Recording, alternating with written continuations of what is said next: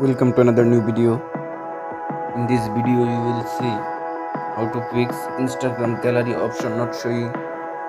Please follow complete the process.